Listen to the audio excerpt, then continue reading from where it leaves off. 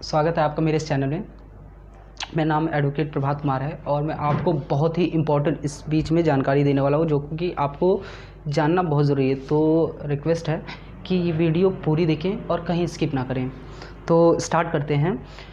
ये मैटर है, यदि आपके ऊपर किसी प्रकार से झूठी एफआईआर कर दिया जाए या करने वाले हों, आपको लगता हो कि हाँ मेरे ऊपर झूठी एफआईआर हो सकता है या हो जाने के बाद आपको क्या करना चाहिए, मैं इसके बारे में आपको जानकारी देने वाला हूँ। पहली बात तो 3 बातें हम लोग जान लेते हैं। 3 बातें क्या हैं? पहला, झूठी एफआईआर होने से पहले आपको क्या करना चाहिए। दूसरा, जब झूठी एफआईआर हो जाए तब क्या करना चाहिए।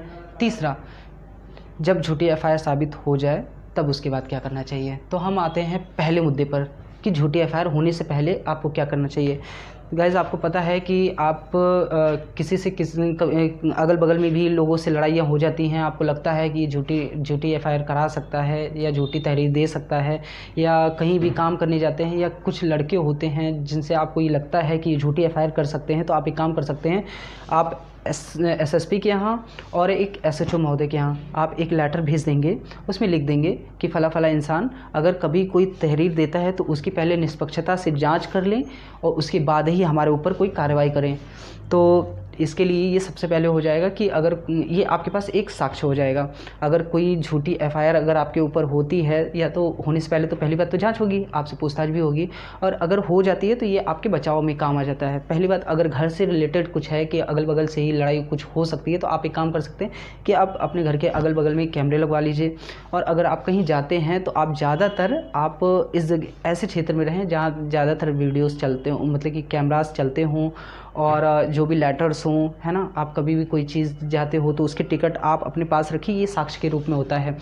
अगर जो लेटर आपने भेजा है एक एसएसपी के यहाँ और एसएचओ के यहाँ, तो आप एक काम कर सकते हैं कि उसकी जो प्रतिलिपि है आप उस जिस बंदे के खिलाफ़ आपने लिखा हुआ है कि ऐसा है कि वो झूठी एफआईआर दे सकता है, तो आप उसके घर पे एक नोटिस भी भिजवा दीजिए। उसी लेटर को ही आप स्क्रीन पे देख सकते हैं कि जैसे ये स्क्रीन पे है, आप उस लेटर को प्लस उसके बाद जो आपने स्पीड पोस्ट किया है उस लेटर उसको स्लिप को चिपका कर आप उसकी फ़ोटो कॉपी कराकर आप उसके घर पे भिजवा दीजिए। जाहिर सी बात है कि वो इन सब चीज़ों को समझेगा और आपके ऊपर कोई झूठी एफआईआर नहीं करेगा। अब आते हैं दूसरी पर, जो ये बोलता है कि अगर झूठी एफआईआर आपके ऊपर हो जाती है तो आपको क्या करना होगा। पहली बात तो अगर झूठी एफआईआर हो जाती है तो सबसे पहले तो आपको बेल लेना होगा। ये बेल आप चाहे एंटिसिपेटरी बेल ले लो चाहे रेगुलर बेल ले लो। फिर उसके बाद बेल लेने के बाद आप एक काम करेंगे, हाई कोर्ट में आप 482 में जाएंगे और ये बोलेंगे कि ऐसा है, मेरे ऊपर जो ये मुकदमा दायर किया गया है ये सरासर गलत है, और इसके लिए आपके पास जो भी सबूत होंगे आप वो कोर्ट में पेश करेंगे। अब इससे होता है कि आप जैसे ही लग जाता है कि कोर्ट को ये लगता है कि आपके ऊपर ये झूठा मुकदमा किया गया है तो आपको बरी कर देगा। अब जब बरी हो जाता है तो अब हम आते हैं तीसरे पॉइंट पे कि अगर मुकदमा ये साबित हो जाता है कि आपके ऊपर झूठा एफआईआर हुआ था, तो आप एक काम करेंगे कि सीआरपीसी 250 के तहत आप जिस बंदे ने आपके खिलाफ़ झूठी एफआईआर की थी उसके लिए मुआवजे के लिए आप कोर्ट में जाएंगे और मुआवजा लेंगे। इस साथ ही साथ आप उसको सज़ा भी दिला सकते हैं। फिर आईपीसी का एक सेक्शन है 211 यानी 211 में भी उसने जो झूठी एफआईआर करी है उसके खिलाफ़ आप जाके एफआईआर करा सकते हैं कि साहब इन्होंने मेरे ऊपर झूठी एफआईआर की थी। और आईपीसी की एक और धारा है, वो है 182। जिस पुलिस अधिकारी ने आपके ऊपर झूठा एफआईआर लिखा हुआ था, आप एक काम कर सकते हो उसके खिलाफ़ भी कोर्ट में या पहले एफआईआर करा सकते हैं आप कि इन्होंने हमारे ऊपर झूठी एफआईआर करी थी।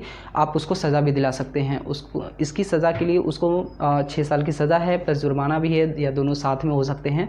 ये चीज़ें होती हैं। ये बहुत ही इम्पोर्टेंट जानकारी है। अब आपको एक काम करना है कि मेरे इस वीडियो को लाइक करिए, सब्सक्राइब करिए और बेल आइकन को ज़रूर दबाइए और शेयर ज़रूर करिए। थैंक यू दोस्त, बाय बाय।